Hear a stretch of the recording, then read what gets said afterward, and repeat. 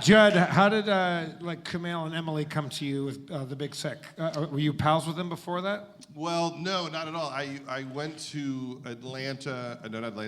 Austin. Haven't seen it. To show, it's very good. To show the first episode of Girls.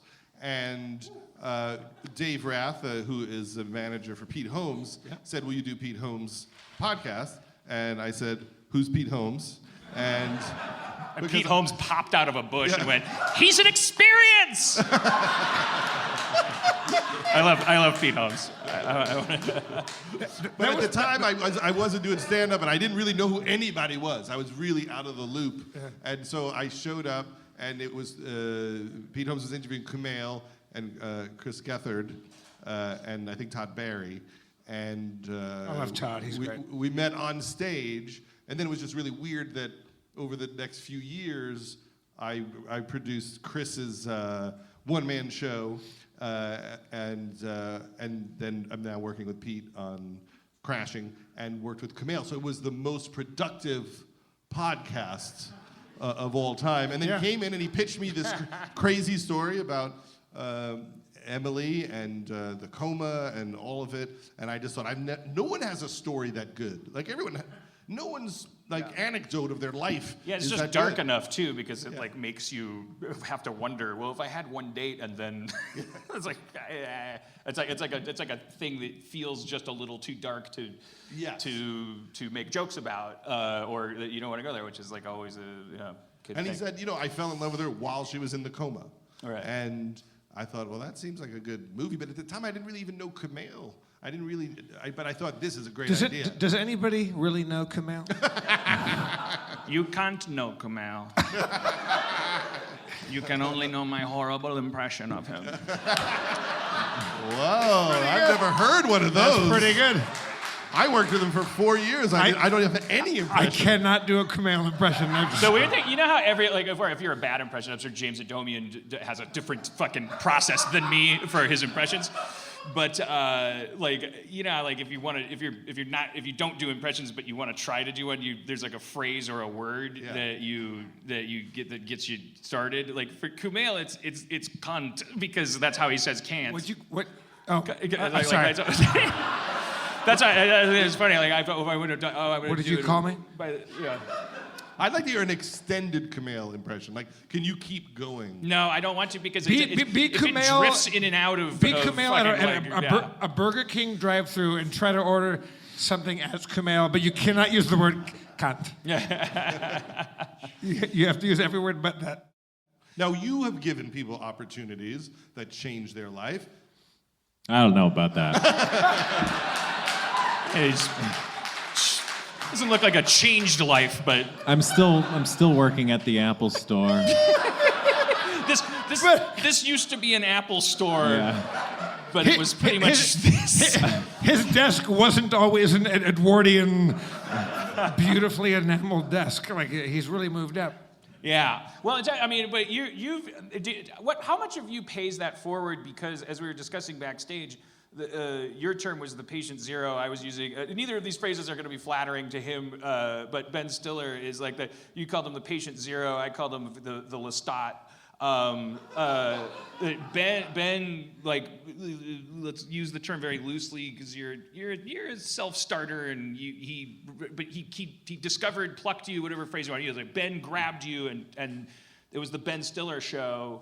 Like, what was your title on that? Were you EP? Well, I was the executive producer, but that was just a funny moment in time. I was, my main job then was I was writing HBO specials for Tom Arnold. And I wrote Roseanne's act with her for a year, and I was doing a lot of stand-up specials. Wait, did you write the Tom Arnold special where he does the, my big penis, my big penis?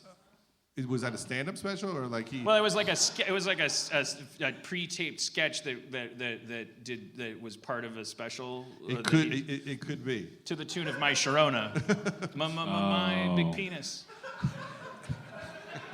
My Sharona. Probably not delivering it right. Do things that no one remembers at all. Like there were 3 Tom Arnold specials. There'd be kind of like a sketch, and then it would turn into like a piece of like Tom trying to solve a problem, like almost like a reality comedy piece. It was called Tom Arnold: The Naked Truth. How many people saw one of those?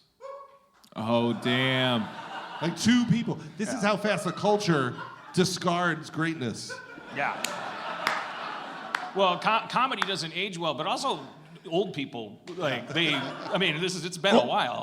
Old people age great. That's their main thing. You know why it's weird? Is I always think, like that was 27 years ago. What was the bits? Like what would I remember off of that? Well, we went to the mall and Chris Farley, there was a piece about how to pick up women, and we shot Chris Farley walking around a mall hitting on strangers, like with the hidden cameras.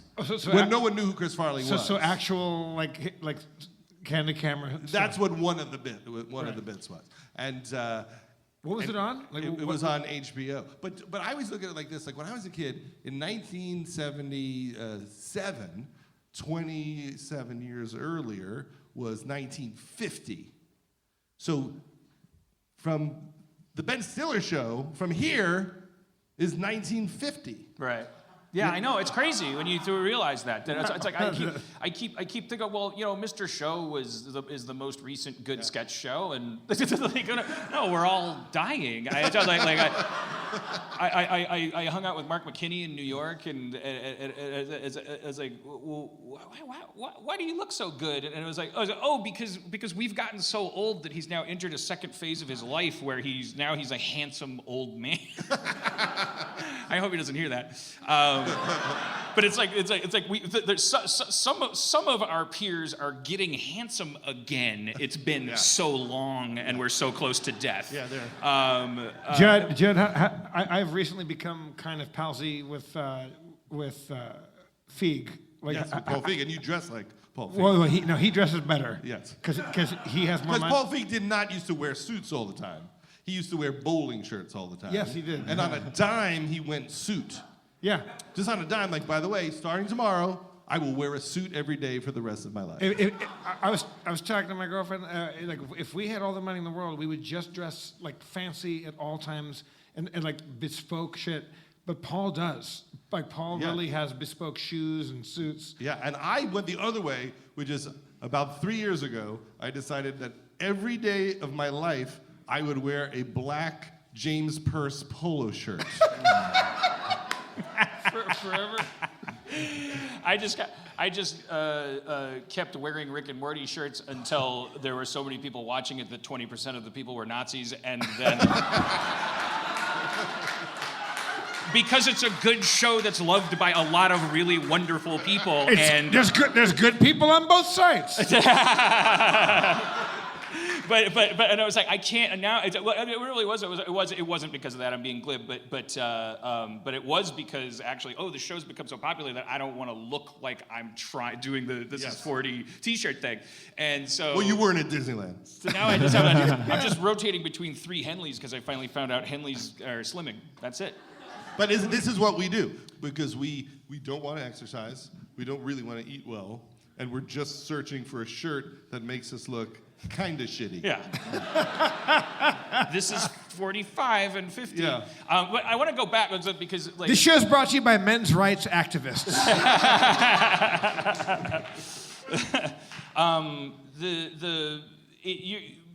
Also, let's rewind just a little bit before Ben's because I didn't know that, so my imagining was like I was picturing Ben plucking you from like. I think you started like when you were in high school. Your mom was working at gee, Dan, did you read his Wikipedia page? Your mom was working at a comedy club. My parents got divorced, so my mom was seating people at a comedy club because my parents used to own a restaurant, and the guy was the bartender who went on to become like a big manager of like Tim Allen and Drew Carey. This guy Rick Messina. He opened It was Rick? It was Rick, and he opened a comedy club on Long Island. So in the aftermath of this terrible divorce, my mom, who's broke, she was seating people at a comedy club. And so that was maybe 1982 or something that summer. And how old were you? And I was, 15 or 14. Right, so it was kind of like there's kids these days. It would be a podcast now, but it's like there's that archetype where it's like there's the there's the mogul that pays it back, and then there's also, but you started as that kind of like self-starting precocious guy who through your mom's job you were getting like headliners to come and do your interview show that you did for what, AV club in high school, or for a high school radio station that really didn't even get out of the parking lot. And so, because what happened is I went to see all the comedy shows all summer, and it was like Paul Provenza and Jay Leno and people like that. And I just, in my little teenage head, I thought, I need to meet them. How can I meet them? And I had a friend who used to interview rock bands like REM, like when they first started for the high school radio station. And he's like, maybe you could start a show where you interview comics, and that'll be an excuse to call them. And then I would call them, and the first interview I did was Steve Allen. And I show up, I didn't have a tape recorder. I literally brought a boom box that had a record function, and I put like the boom box on the table and press record. Was Barry Sobel with you? Yeah, at that one. And so that was the beginning of it. And then, but that was like, there were no podcasts. There was no way to know what anyone thought about anything. And in my head, I'm like, I wish I could talk to Harold Ramis and ask him about stuff. But it's still an archetype that kind of transcends technology, because now that kid would have a podcast, but there's an archetype there. Yeah. Like the precocious kid who's like, please, sir, I'm just interested in your funny comedy. Yeah. And the people getting a kick out of like, well, I'd be a pretty good person for being on this kid's show and treating him like an equal. And I just proved I'm a great guy. Like I've done that for a certain podcast. And like, do you? Never. If people ask me to do it, I never do it. Yeah. Like the kid's like, you did it. I'm just like, fuck off. I don't do it. So the kind of baptismal moment is Ben Stiller doing what he also did for me and Schraub, and what he's done for so many, that it's kind of crazy that if he wasn't also Ben Stiller and therefore interesting in different ways, it would be an actually very interesting thing about him that he sees. Like, he has great taste. Yeah, he's just like this frog tongue goes shoo, and just grabs the juiciest fly. That's a horrible way of putting it. Why do I have to take something wonderful about a guy that I owe everything to and purposely turn it into the most grotesque thing I could ever? You know why? Is because I started to realize I was flattering myself. Because my benefactor has great taste. So I hit like an air brake. I was like, no, make it gross and dumb. Well, back then, it was different because comedy wasn't as big. So, like, Stiller, I think he was on 4 or 5 episodes of Saturday Night Live. He was like a writer-performer. They kind of didn't let him on the show. How he got on the show is a crazy story, which is he made a short film, which is a parody of the movie The Color of Money, which is about pool. And he did a version with John Mahoney, which was bowling. Yeah. And he played Tom Cruise, and John Mahoney played Paul Newman. Yeah, he was a really good impressionist. Like, he really did. His Tom Cruise was insane. Yeah, and no one did Tom Cruise. Yeah, no one was doing a Tom Cruise impression. Yeah. That was like. I mean, back then people were still doing like Jimmy Cagney and stuff. Spiro Agnew. And so he makes this film. He waits in the lobby at NBC, and he sees John Lovitz, and he hands it to him and says, "Will you show someone at Saturday Night Live?" And he did. And then they said, we're going to put it on this weekend. And people loved it. And then he got asked to be on the show. But when he was on the show, he was like, I want to make short films. No one there wanted him to make short films. So he left. Like, he quit Saturday Night Live, like, in 6 weeks. And he did a show for MTV. And then that didn't go, but it had some great, like, a U2 parody that was pretty incredible. It was really good. And then I met him online at Elvis Costello Unplugged. I was with Dana Gould, and he had met Ben. And we both knew HBO was looking to produce a sketch show. And then Ben and I met, we thought of an idea, and we sold it like 2 weeks later. And we had known each other for 2 weeks when the show got sold. Like, everyone thought we were pals forever. But we literally just met. But he didn't know that I didn't know how to do anything. And he got you that EP credit, right? Like he probably like fought for you and. Like, I might have had better credits than him at that moment. Yeah, well, if you're doing all those specials, that's the chapter that I know. It was a mistake because HBO wanted a sketch show, and then we pitched it for HBO, and HBO started a production company, and they sold it to be so they were the producers, so it would air on Fox. So Fox had no vetting process of like, these are children. they shouldn't have a network show. And suddenly I'm the executive producer from like just writing jokes. But this is like after like Christopher Guest's like stuff, like they would do their little shorts on SNL, right? Yes. So like, Yeah. that was already kind of a thing. Yeah. But then that became like is that where Mr. Show kind of was launched out of? It's like the protoplasmic Mr. Show. I mean, Yeah. Odenkirk and Cross were on it. Garofalo, Andy Dick, our friend Dino Stamatopoulos was on it, and Rob Cohen. But it was all done with like a, you know, we were so naive, we didn't know that there was a thing called casting. So when they said who's like in the show, like who's your troupe, Ben and I just sat down in like 5 minutes, just went, well, Bob and Andy are funny, and Janine's funny. All right. But we didn't know that in town was Jack Black and Will Ferrell and all these people. We just thought, well, who's the funniest people in our group that we love? And you hear that, Janine? You would have been replaced with Jack Black. He just didn't know he could. But I was like, Ben would have an instinct, like, you know who's hilarious? Bob. And then back then we were like, okay, like there wasn't like a corporate process to it. It was like How old are you when that first kicked off? 24. What? Yeah. That's crazy. Yeah, I was pretty young at the when I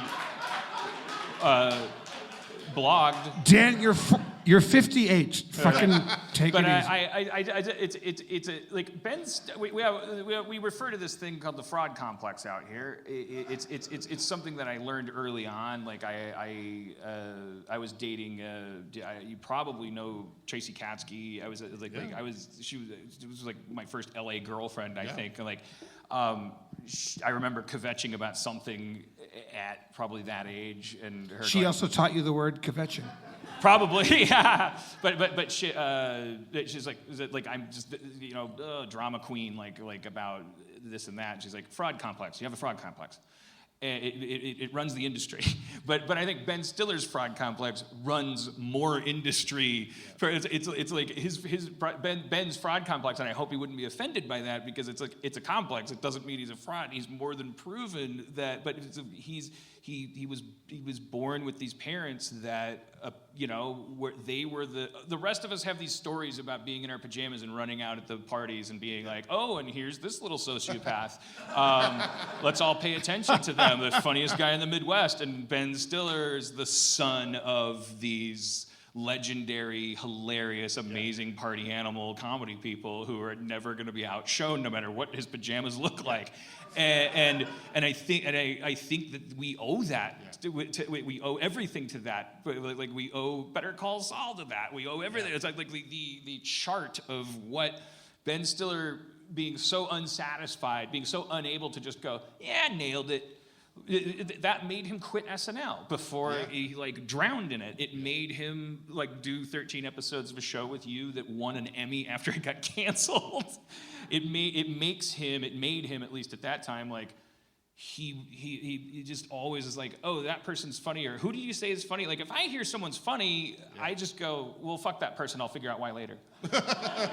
And then maybe over time I'll go, Dan, what are you doing? Calm down, go to therapy. Maybe someone's funny. But I feel like Ben would hear someone's funny, he'd go, oh, what, really? How funny? Can I meet them? Like, can I help them? Well, it was for Ben. I'd watch it. It was like falling in love. Like we saw Owen Wilson when we were casting the Cable Guy, and you could just see it was like a comedy falling in love. You know, we saw a little piece of Bottle Rocket, and we just lost our mind. Like, this is going to be the greatest thing ever. We thought the movie would make $200 million. And then that happened with Jack Black and with a bunch of people over the years with Ben. Yeah, so when you started off by saying our version of casting is just picking the 4 people that we know, now that you get the pick of the litter, like how does that work for you now? How does it work now? Well, sometimes I have a lot of energy for casting. When we did Freaks and Geeks, we said, well, let's get real kids. It'll work better with real kids. So me and Paul and Jake Hassan, we would do open calls. And no one does this, where you just go, we're at a school at noon in Vancouver. Anyone can come read for us. And 1,000 people would show up. And we did that in Chicago and New York. and some other places, and we found people that way. And then other projects, you're just tired, and you just realize I'm not going to look at that many people, but this one seems good. But does it feel great? Do you give yourself credit for when you look at Freaks and Geeks and the fact that that was, in terms of the Lestat factor, the patient zero, that you became patient -1? Yeah. That do you acknowledge that? Do you feel proud of that? That every single person in Freaks and Geeks went on to become an entire cottage industry, and that actually doesn't usually happen, and that means that you picked up that Ben Stiller habit? Yeah, I mean, it's so weird now when you really look at it and how deep into the show. And there's a whole nother level at the show where, like, Shia LaBeouf was on the show, and just all these other people, who... We were discovering people that we didn't even... Whatever, I'm not going to finish that. Not that... but it... all we thought of was who was great. It's a very weird thing, when you open it up to... We're just going to hire great kids. We're not going to go, I need a blonde for this, I need a tall guy with this attitude. Just who of every kid that you could show us is great, and we will rewrite, Paul will rewrite the script to tailor it to these people. You can find amazing people, but also I felt terrible about the fact that I knew the show was going to get canceled, and all these kids had foregone college, and I really, that was the time where there was a way more young stars robbing liquor stores and things, and I thought I need to not allow that to happen. My Jewish codependency kicked in, and I knew they were all great, so I wanted to keep the team together, but I was also afraid for their lives. Yeah. They don't do that anymore. Like they don't. I guess they slide over to YouTube and get robbed, by Google. Which but they survive. Which of you two think is going to play the other one in the movie about the other person? What's more likely? There's Answer my question. It just depends. I mean, I'll facilitate this in any way I can. I'll play Judd in a movie that's a little darker, more of the. You were in Funny People. That's right. A lot of people don't know you started my acting career. You and Kyle Kahane. Yeah, Kyle Kahane. And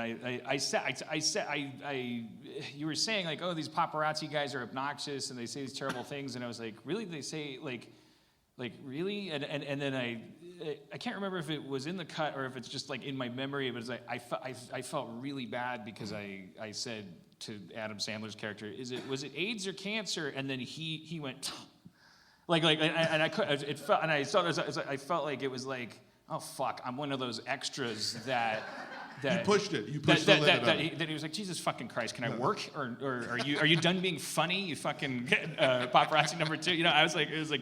I think the final joke we wound up with was just that you were just saying like, is it true that you're going to be in the Ghostbusters reboot? That must have been Kyle probably. That sounds very smart. And. But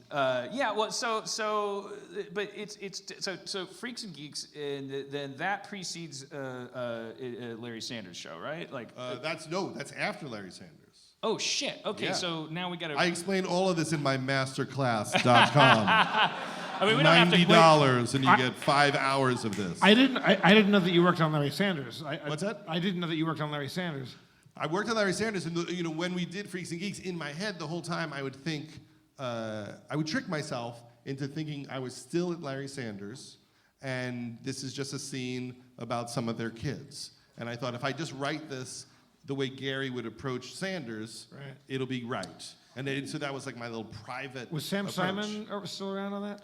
Sam Simon was on It's Gary Shandling's show. Oh, so yeah, he wasn't on the other one. Okay. Yeah. Let me ask you something about Larry Sanders, because I don't think I've ever, I don't know who I've talked to that's been on that. You had a hand in it. When I watch it, like I think I did like a rewatch of it a couple years ago, and it looks to me like it well, you guys were developing it, that the idea would have been that it would have been this kind of noises off hybrid, that it was going to be there was a formula there, that we were going to be rooted in the talk show, and that it was going to be stories were going to threaten to derail the show as we told it. And then it clearly evolved into a thing where like we definitely didn't care if we ever saw what was happening on stage, that was just like a weird mill that sometimes collapsed and drove everything. Is that so, like could you just describe was that an evolution? Am I accurate in I think Gary said he was at the Tonight Show and he was hosting, and there was some sort of problem with Little Richard. Little Richard was mad about something, and he was watching a producer trying to like calm down Little Richard. And I think that he realized like there's a whole emotional world behind this show, which has to do with, you have this egomaniacal host that everyone is trying to figure out what he wants, and there's all these relationships between the back crew, and that through the backstage of a talk show you could explore just the entire human condition. And I think Gary was fascinated by his own problems with wanting to be successful and famous. And like he hated his own egomaniacal tendencies. And it really became a show about, it was enough, it could have been a black box theater show that one of the sets, you could have broken down the set of the talk show. Yeah. You kept using it, but it was his office, and it was the kitchenette. It was because it was like, and it was just this crazy, self-loathing, like weird spiraling portrait of this guy, the kind of guy that's good at this job. And there's nothing that will make him happy. Right. He wants success at all costs, to the destruction of most of his relationships. And it just never works till finally he's pushed off his own show by the younger guy. I'm just curious, which was Jon Stewart, for you space kids, you little hologram kids. You don't know no Larry Sanders. You thought it was It's Gary Shandling show. Oh, that's... It's streaming on HBO Go. Also, Little Richard was a black entertainer. It was an ironic name. He was a giant. I'm certain he was mad about Lucille not doing his sister's wheel. But I just, what I'm curious about is, do you recall a point in some season of that show, the way that because I think about Rick and Morty, thank you. You have daughters, I'm sure you're familiar. Did that make it creepy because his kids are daughters? We'll certainly fix that one. So in post. everyone with kids that's my in now. I can be like Elon Musk has kids, so I've touched the fucking spaceman. Dan, stop it! I've got an Stop touching children. I've got an Elon Musk story. All right, well, okay. I'm going to tell it quick and interrupt because of you. my kind of like weird. Okay, so I just want to know: was there? Can we go into a segment called Elon Musk stories? Yes, we can in a second.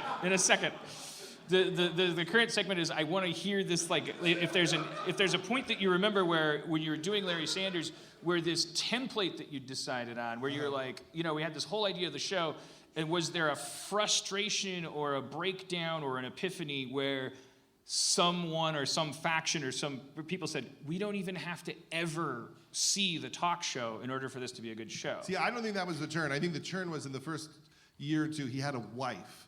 And I think that Gary was writing the wife he wished he had. So he had this like professional, like Catherine Harold, like smart woman. And it was almost like, what would a relationship look like if I was saner? And it never played the way that it needed to, because that wasn't the kind of person that Gary dated in real life. And so we did have a conversation once about Larry should be single because I don't think this is truthful what you're trying to do with your wife. And there was also an ex-wife character, and there were some good episodes and they were great. But as soon as you made him date, I think that was the moment where it became more about his personal life and how frustrated he was, and then it became more truthful, I think. Yeah, when I think of that show, I remember it's just like him walking into work and Artie shielding him from everybody, and him just like in his baseball cap and just in that voice and just like not being able to handle it, and I can't handle it. And I actually eclipsed. I forgot that there was another part of that show that did you ever remember the Barney Miller pilot? If you watch the Barney Miller pilot, there was a lot of his wife. Barney's wife. It was like you could tell the pitch was, look, cops have two lives. They got their work family and they got their home family, because it's like Hal Linden's putting on his, and he like loves his wife, and then he goes to work with this like crazy sweat hog group of like cops, and like the show became a one-act play on one set of these crazy cops. Like Hal Linden never had a wife again. Yeah. But the weird connection there is that the Dick Van Dyke Show always struggled with that too, which was the first thing Gary Shandling brought up in the one encounter I ever had with him, which was right before we lost him. And I haven't been able to watch your documentary on him because I